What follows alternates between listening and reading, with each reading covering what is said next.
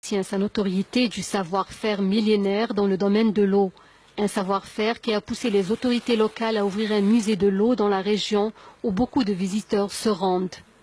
Ce qui a été à l'origine de ce musée de l'eau, c'est l'aqueduc d'Ifrane, l'aqueduc romain qui a été construit au IIe siècle.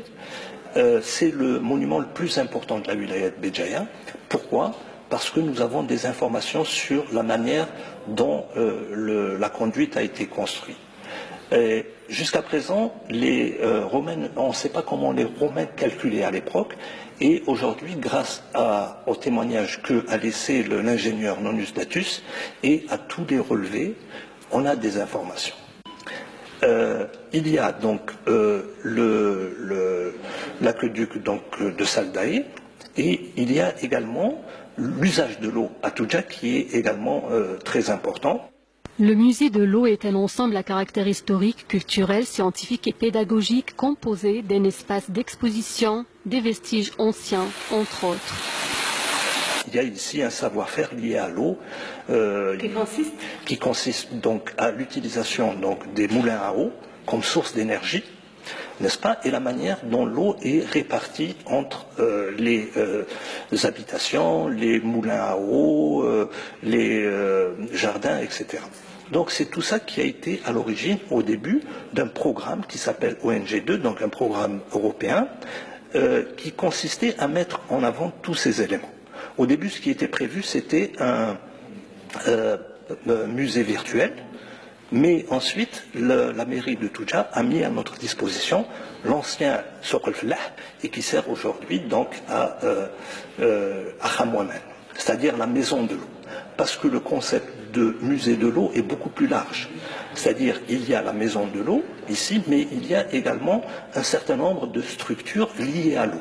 Vous avez vu donc les cascades, il y a la petite source ludique, il y a le chemin des moulins et il y a la route de l'eau.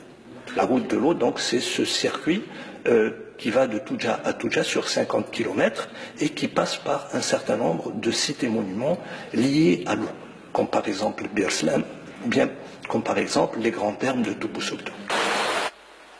Toudja est un endroit paisible où la quiétude est au rendez-vous. Cette région a du potentiel et aspire à développer son tourisme local.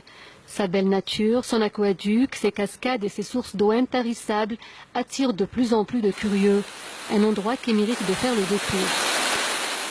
Après l'inauguration du musée de l'eau par la marraine Jamila Bouhired, c'était en 2010, à l'occasion de la Journée mondiale de l'eau.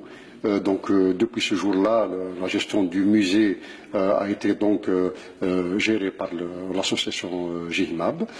Il y a un travail qui a commencé par le bénévolat. Et par la suite, nous avons eu des partenaires avec l'APC de Toudja.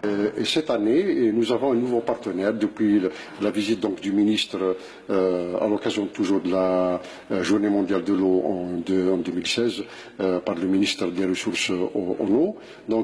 Il y a eu cette déclaration solennelle et officielle pour que le musée de l'eau va dépendre de l'Agir. Il sera versé à l'Agir. Le poème qui dit à la défense de l'eau à la période coloniale. Le poème sur les femmes.